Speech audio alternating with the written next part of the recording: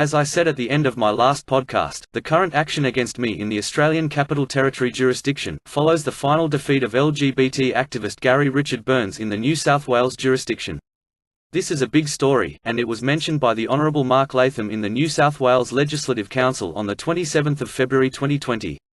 Gary Richard Burns was the fall guy. He was the serial complainant who spent his life monitoring social media and discussion forum internet sites like Facebook, Twitter and blogs. He would put dozens of serial complaints into the Anti-Discrimination Board of New South Wales, if he found anything in there he thought was homophobic. The Anti-Discrimination Board of New South Wales used him to justify their existence. They used him as a serial complainant to deepen and strengthen homosexual vilification case law in the state of New South Wales.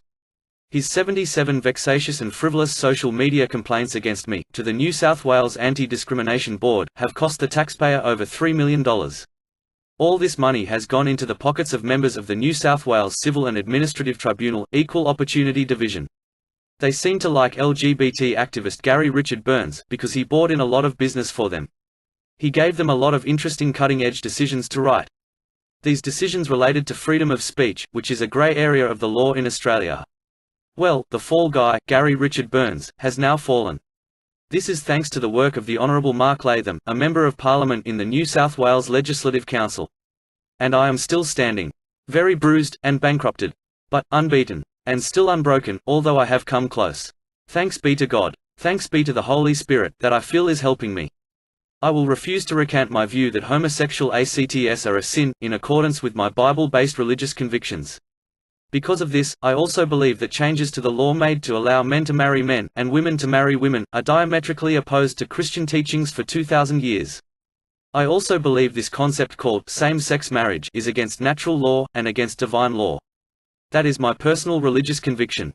And I have every right to express my religious conviction, on social media or elsewhere. That is why LGBT activists Mr. Tim Kerslake, and Mr. Rod Swift, have conspired with Mr. David Bottrill, to take me to court again, but in a jurisdiction other than New South Wales. Mr. Bottrill is a leading member of the LGBT occult and satanic cult called Ordo Templi Orientis, in Australia. But more about that later.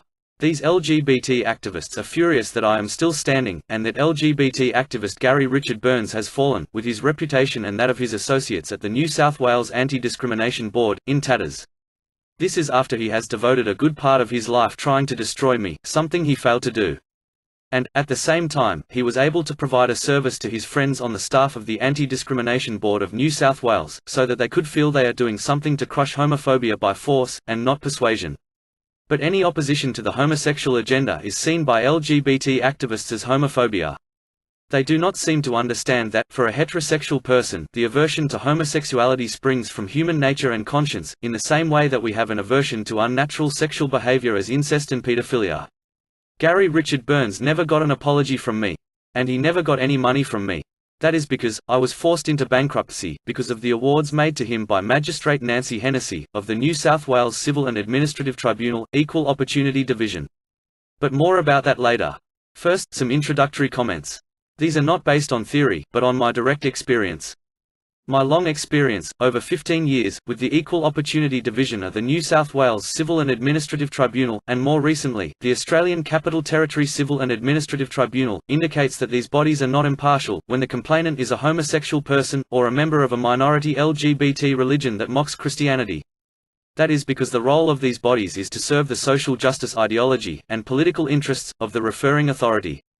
And the referring authority is the President of the Anti-Discrimination Board of New South Wales, or the Commissioner of the Australian Capital Territory Human Rights Commission, respectively. Those political interests are to always to support and believe the complainant, on the grounds that he comes from an oppressed minority for which the referring authority is set up to protect. That's how it goes. I am seen as a representative of the oppressor class, and the oppressive Christian religion. That is, I am seen to be a member of the Christian heterosexual patriarchy. And I am white, not black. That makes me worse, and guilty also of white privilege and unconscious bias. The group I am seen to be a member of, the Pentecostal Christian Church, is seen by social justice theory, as the cause of all the problems experienced by the marginalized homosexual minority, or the marginalized LGBT so-called religion like Ordo Templi Orientis. When you are referred to the tribunal by the Anti-Discrimination Board or Human Rights Commission, for external judgment, then the tribunal automatically assumes you are guilty, until proven innocent. And you cannot prove yourself innocent with social media comments, because of the case law created by my cases, namely Collier vs. Sunol, and Burns vs. Sunol. You just have to Google those cases to see what I mean. This LGBT case law says that your intention in making the social media comment is legally irrelevant. This LGBT case law says that it is legally irrelevant that no person was offended by your social media comment. This LGBT case law says that the factual truth or falsity of your social media comment is legally irrelevant. This LGBT case law says that the only relevant factor is whether, in the subjective opinion of the tribunal, your social media words or utterance, taken on their own, and out of context, had the capacity or potential to incite contempt, in the mind of an ordinary reasonable Internet user. That is, to incite contempt of persons on the grounds of their homosexuality. Or, to incite contempt against a person on the grounds of his being a member of an anti-Christian LGBT satanic cult like Ordo Templi Orientis or OTO. Incidentally, it is no coincidence that Mr. David Bottrell, who is a leading member of the satanic LGBTQ cult OTO in Australia, seems to be orchestrating my current case, Kerslake vs. Sunol, being played out now in the Canberra ACT Civil and Administrative Tribunal. Bottrell attended the public hearings for this Kerslake vs. Sunol case on the 17th of March 2021 and the 11th of May 2021. He gave the impression that he was Mr. Tim Kerslake's lawyer, sitting right next to him and taking notes. He was not sitting in the gallery but sitting at the table like Kerslake's representative or lawyer. This case law referred above, as in Collier vs. Sunol and Burns vs. Sunol, is in fact Stalinist. It is exactly the kind of law against thought crime that sent millions of innocent Russian men to the Gulag archipelago. It is a travesty of the implied right in the Australian Constitution of freedom of political discourse. And it has come into existence by stealth, by using me as the useful idiot, as the case law donkey. That explains why the tribunal will always find a way to substantiate an LGBT discrimination complaint about a social media comment. Even if it takes an 85-page published decision, costing hundreds of thousands of dollars, to substantiate a complaint about a one-paragraph comment that stated grounds for opposing the idea of same-sex marriage, during the lead-up to the November 2017 plebiscite in Australia.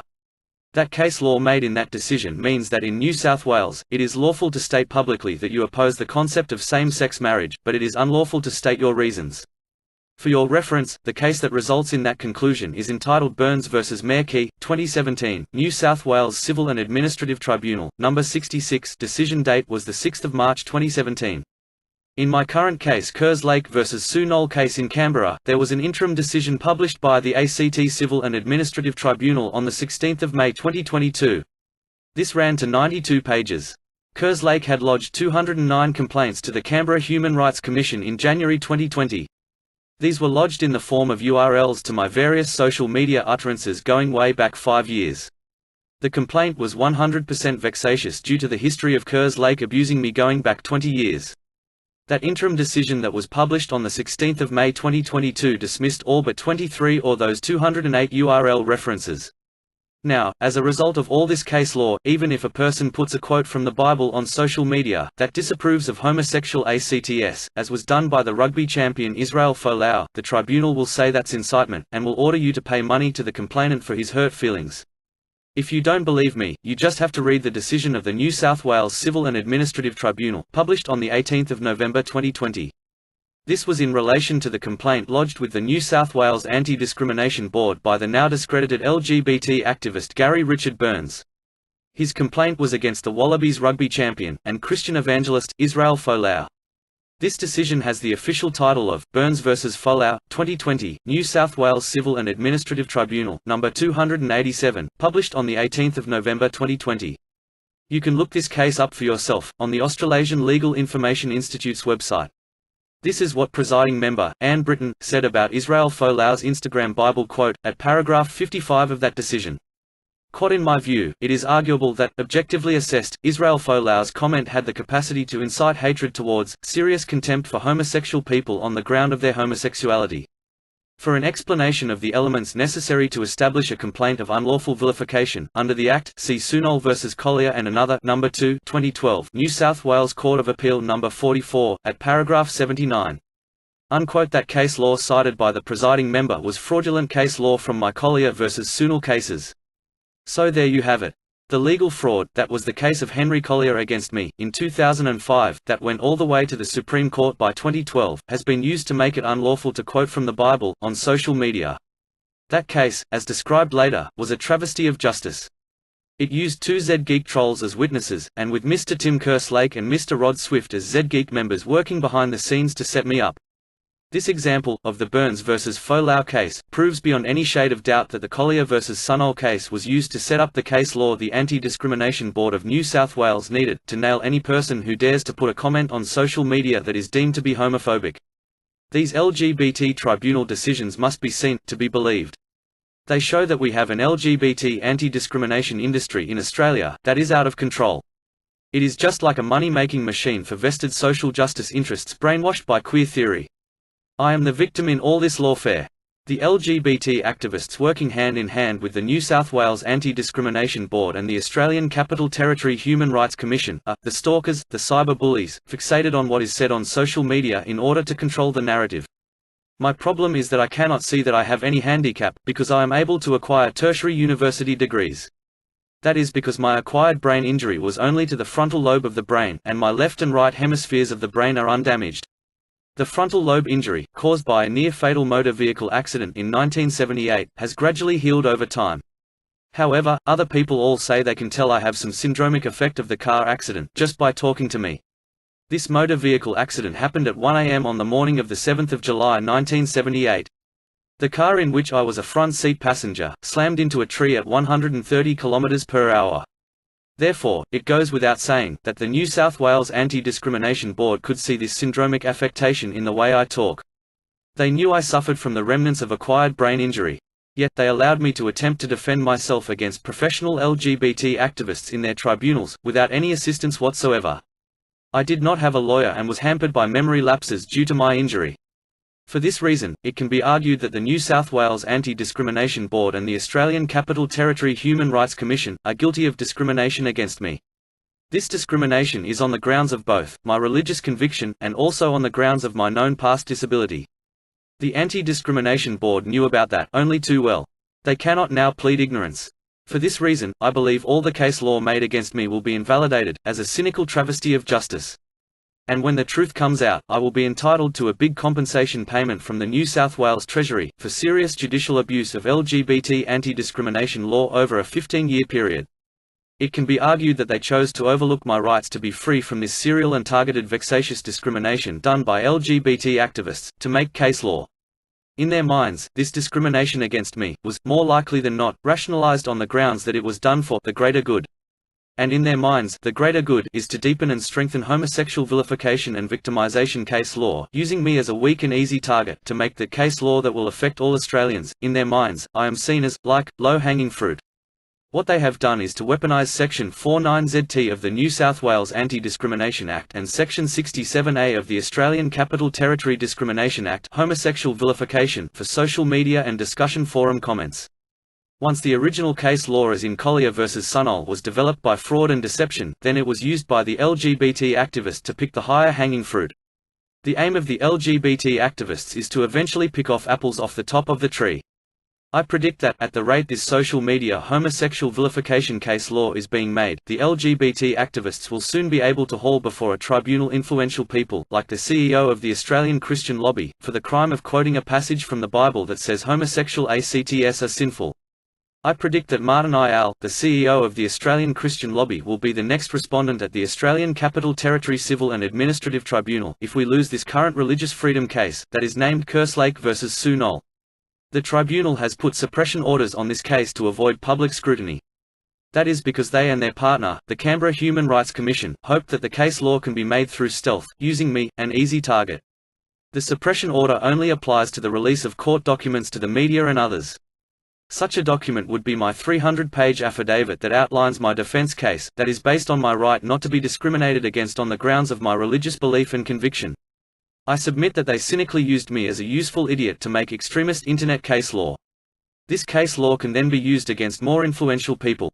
I am the opposite of an influential person. This is due to my unemployed and personal status. Yet, enormous taxpayer resources have been squandered on dragging me through tribunals for the past 15 years. They should not worry about what I say on the internet, because I have little influence.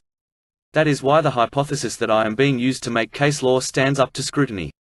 My original case, Collier vs Sunol, was a travesty of justice, wherein I was deliberately set up by the New South Wales Anti-Discrimination Board to establish the very first 49ZT, that is, homosexual vilification case law applied to social media comments. The very first case conference I had in 2005 in the old Administrative Decisions Tribunal was chaired by the Honourable Magistrate Nancy Hennessy, who is now the Deputy President of the New South Wales Civil and Administrative Tribunal, Equal Opportunity Division. It was discovered later that she was a self-declared judicial activist, working to improve and expand anti-discrimination law. Listen to what she said, in 2007, quote, "Since 1977, the Act has been amended at least 53 times. Grounds such as age discrimination, and transgender status have been added. The Act has been expanded to cover vilification and harassment on some grounds. In 30 years, the Act has been regularly improved and expanded." Unquote. Note the expanded grounds for vilification to which she alluded with approval, without naming them, were the grounds of homosexuality and HIV/AIDS status. Magistrate Nancy Hennessy said those words at the celebration of 30 years of the Anti-Discrimination Act held at Parliament House on 25 October 2007. That suggests to me now, but I was not aware then, that Magistrate Hennessy was using me, as a useful idiot, to deepen and strengthen homosexual vilification case law, because of her judicial activism. I was being used, in effect, to what is called a case law donkey. She continued to substantiate all of Gary Richard Burns' frivolous and vexatious social media complaints. She ordered me to pay that LGBT activist lots of money, amounting to $55,000. She was eventually proven in court to be biased. In 2015, in another case involving the LGBT activist, she was disqualified from ever hearing another case brought on by the Anti-Discrimination Board's serial homosexual complainant, Gary Richard Burns.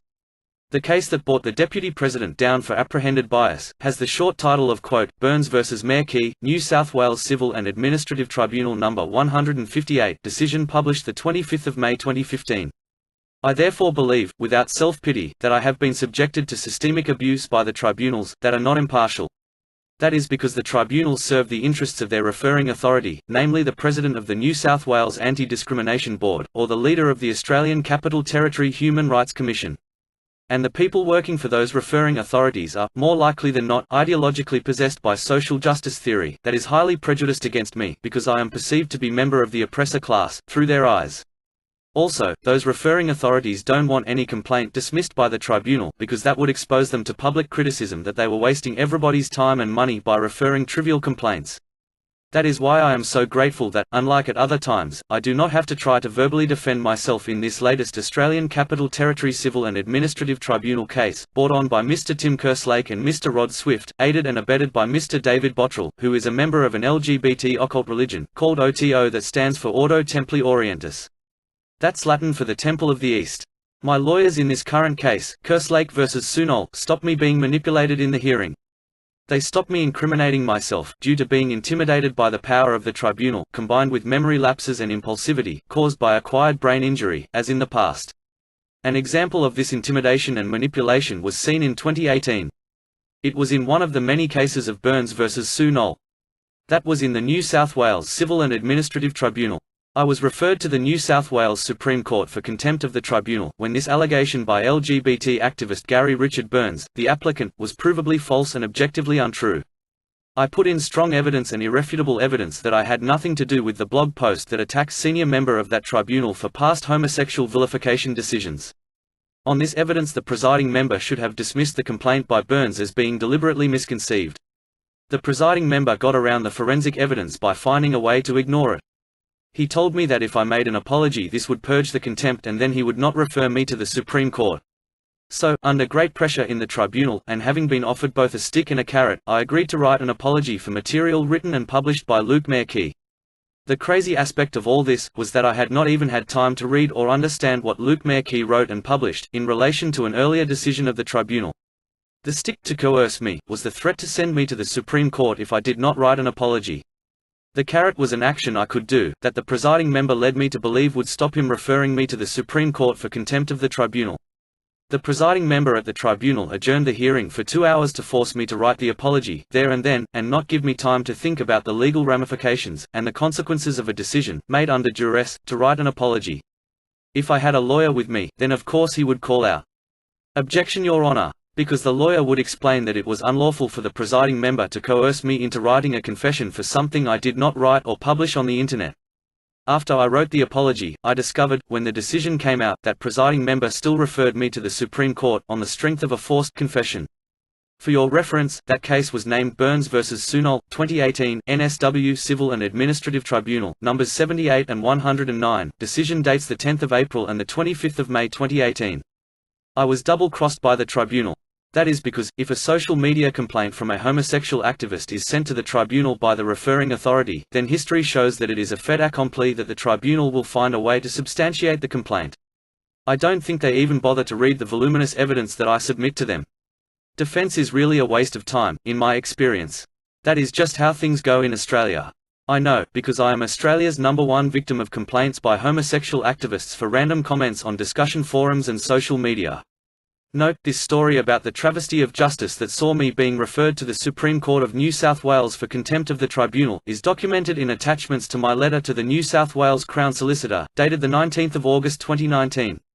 The decision to refer me to the Supreme Court for contempt of the tribunal came out on 25 May 2018. Since then, 4 years have gone by and I have not been referred by the Crown Solicitor, contrary to the recommendation of the New South Wales Civil and Administrative Tribunal. This indicates to me that the Crown Solicitor recognises my referral to the Supreme Court by the New South Wales Tribunal was problematic, to say the least. This ongoing story is to be continued in my next podcast. Yours sincerely, John Christopher Sunol.